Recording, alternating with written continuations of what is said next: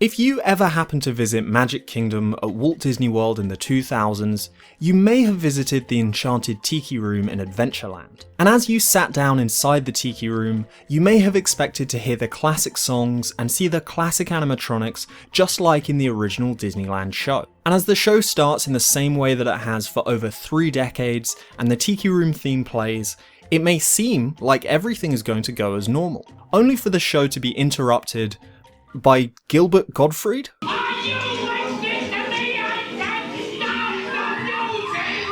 So in this video, let's explore the story of a show that is frequently ranked among the very worst updates to an attraction in Disney history. A show packed with 90s cringe, and yet another example of Michael Eisner madness. This is the story of the creation and the eventual fiery demise of the Enchanted Tiki Room under new management.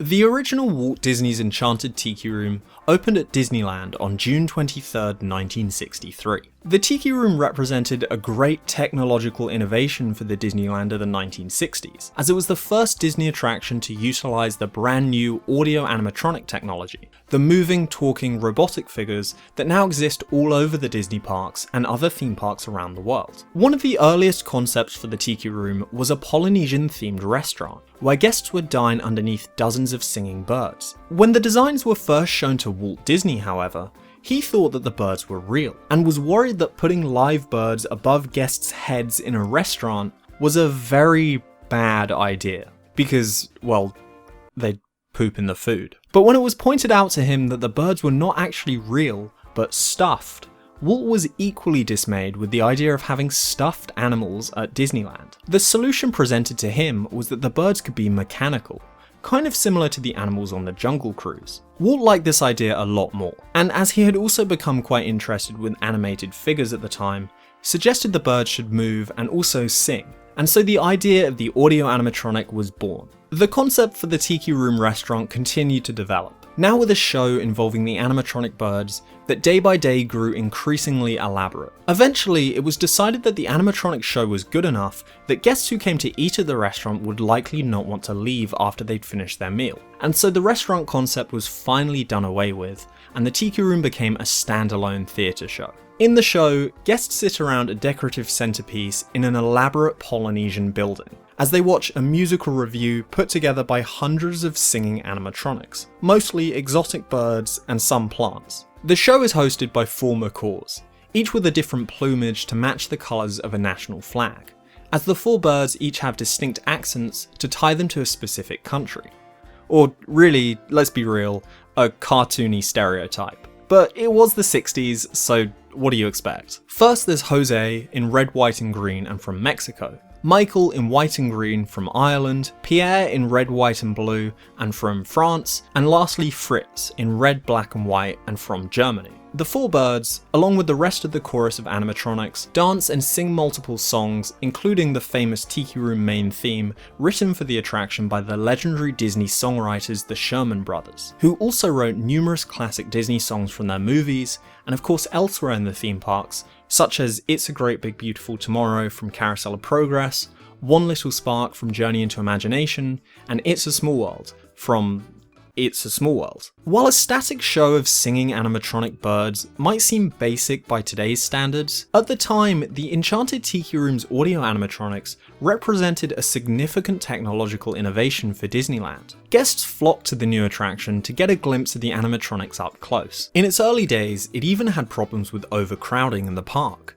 as guests would often crowd around the outside of the Tiki Room just to get a glimpse of the talking Barker bird animatronic at the entrance of the attraction, instead of actually going inside, clogging up the entrance to Adventureland. The Tiki Room's popularity may have also been down to the fact that it required a computer to run the animatronics, which had to be kept cool, making it the first attraction at Disneyland to have air conditioning. The Enchanted Tiki Room continued operation for a number of years, as Disney saw its golden age of animatronics, with the opening of attractions like Pirates of the Caribbean and the Haunted Mansion. And in October of 1971 was brought across the country to Disney's new park, Magic Kingdom in Florida, as an opening day attraction. In Disney World, the Tiki Room would see a new name, Tropical Serenade, and a new pre-show where two toucans named Clyde and Claude would tell a story of how they found the Tiki Room itself, known in Florida as the Sunshine Pavilion. After that, the Florida show inside the pavilion would happen just as it did in California. Tropical Serenade would continue to operate in Magic Kingdom from its opening through the 70s, 80s, and into the 90s, with only small changes made over the years. But as the mid-90s became the late 90s, attendance at Tropical Serenade began dwindling, prompting Disney to start thinking of ways to breathe new life into its aging attraction. You know, it seems like whenever there's a weird or unusual story from Disney's past, there's always some way to tie it back to maybe the most talked about man in Disney nerd circles, then Disney CEO Michael Eisner. And in a way, this story can be too. By 1997, Disney was deep into Eisner's Disney decade, the era that he promised massive innovation, updates, and exciting releases across Disney movies, parks, and other enterprises throughout the company. And to his credit, the Disney decade did result in things like the peak of the Disney Renaissance, the rapid expansion of the parks both in America and internationally, the Disney Cruise Line, and many other things that shaped what Disney is today. But it also resulted in many failures and otherwise strange decisions. If you're a regular viewer of this channel, you may remember me talking about the origins of Disney's scariest ever attraction, Extraterrestrial Alien Encounter, and how that was born out of Eisner's desire to aggressively modernize the parks during the 90s. Well, as far as Disney was concerned, much like the old Tomorrowland, the Tiki Room was another example of something that was simply old and outdated. And so similarly, in September 1997, Magic Kingdom's Tropical Serenade would close for a 7-month refurbishment, as it would become the newest beneficiary, or perhaps victim, of the Disney decade. On April 5th, 1998, the new and hopefully improved Tiki Room opened in Adventureland of Magic Kingdom. The new attraction now took on a similar name to its Disneyland counterpart and was called the Enchanted Tiki Room under new management, with the sign for the show depicting two bird characters from Disney's movies, Aladdin's Iago and the Lion King's Zazu, hammering the second half of the name into place. Disney's solution to modernize the Tiki Room was to add these two characters from their movies into the story, introducing a new premise to the attraction that Iago and Zazu had purchased the Tiki Room from its previous owners and were now attempting to turn it into a profitable establishment. In the new version of the attraction, guests enter into the courtyard with Clyde and Claude, where this time they watch a new pre-show with the two animatronics. Clyde and Claude have been renamed to William and Morris, voiced by comedians Don Rickles and Phil Hartman, and are now dressed as seedy talent agents. William and Morris brag to each other about the deals they've just closed for their clients, who have each bought 50% ownership of the Tiki Room. As a cast member then tells the birds they're almost ready to let guests into the theatre, the birds then become worried that their clients have not yet arrived. Morris then says he needs to leave because he's about to sign Donald Duck, to which William responds he's about to sign the Mighty Ducks. What's the rush? I'm about to sign Donald Duck. Oh yeah? Big deal, you hockey puck. I've got the Mighty Ducks in the wing. You do not. Do not. Do not. The two then start bickering and guests move inside the theatre for the main show. When seated inside the theatre, the main show begins exactly as normal, with Jose starting the show and all the birds joining in for the classic song. And it seems like things are looking up for this new version of the Tiki Room. So what do you think Disney could have possibly decided to add to the easy listening of the Tiki Room? Well, how about Gilbert Gottfried? Are you listening to me? I don't know the music! What is that? I'm gonna toss my crackers! And these people below me, they ain't gonna like that! Because suddenly, not even 30 seconds into the show, the song is interrupted by the shrill, screeching voice of Gilbert Gottfried as Iago descends from the ceiling, holding a megaphone, yelling at the birds to stop the music. Iago complains the music is making him want to toss his crackers, and that the songs are old and outdated, and that the show's audience won't like it. Zazu also appears among the birds, and warns Iago that he shouldn't toy with the magic of the Enchanted Tiki Room. Pierre tells Iago that Zazu is right, but Iago dismisses them both and introduces himself and Zazu as celeb birdie movie stars, fresh from the success of Aladdin and The Lion King, who have just bought the Tiki Room. Iago then performs a song to the tune of Friend Like Me from Aladdin, where he tells the birds that their show needs to adapt for modern audiences if it wants to stay open, and if they want to keep their jobs. Zazu pleads with Iago again, warning him that the Tiki gods can hear him, but Iago is unfazed and even insults the Tiki gods. The Tiki gods can hear you. If I hear one more word about those tiki-taki, Polynesian, pineapple-picking, wood-for-brains, moron Tiki gods! As he says this, there's a flash of lightning, and suddenly all the lights go out in the room. The birds in the room then start chanting as a large animatronic emerges from the planter in the center of the room, revealing itself to be Aoa, the Tiki god of disaster. You know, like, uh-oh. Good job there, Disney. Aoa begins singing to introduce herself and curses Iago with a spell, causing him to yell out as he disappears into the ceiling with a puff of smoke. After Iago disappears, a dismayed Zazu decides it might be a good idea to let the Tiki gods take over the show. A disco ball then descends from the ceiling, and the wooden Tiki carvings on the wall of the theatre begin moving as they sing the 50s song In the Still of the Night. After that, a group of flower animatronics take over, performing a 90s rap song using lyrics from the original theme to the Tiki Room, which kind of sounds a bit like the poker rap. The birds in the tree sing pretty harmonies, we Tiki guys like a lot. Electro, Dinklet, Nidoran, Mankey. Then Iago finally reappears on the other side of the room, bandaged, charred, and on crutches. Iago doesn't seem bothered by this though, and says that the Tiki gods are the best act he's ever seen. These gods were the greatest act I've ever heard! This place is gonna be a gold mine! No more worries! He decides that he and Zazu have nothing to worry about, as the Tiki Room is a gold mine. Zazu replies that where he's from, no worries is called Hakuna Matata, which Iago misinterprets as Hunky Tuna Tostada. All the birds then celebrate the saving of the Tiki Room as more bird animatronics show up, and they all sing along to a rendition of the song Conga. The birds encourage the audience to get to their feet and announce that they have a magic trick to show everyone. They tell the guests to face the door and disappear as guests exit for the end of the show, with the Iago animatronics saying a handful of one-liners as guests leave the attraction.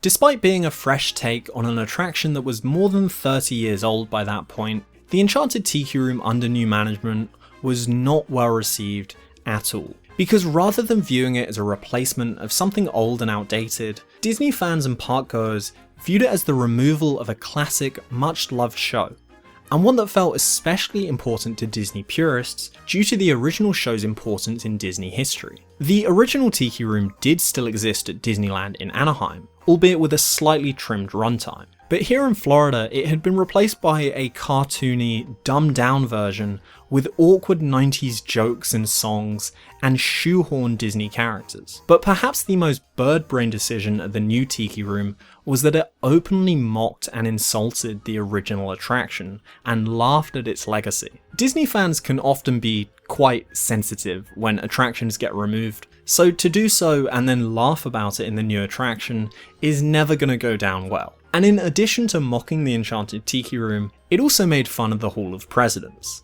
Boy, I'm tired. I think I'll head over to the Hall of Presidents and take a nap. Right, off you go.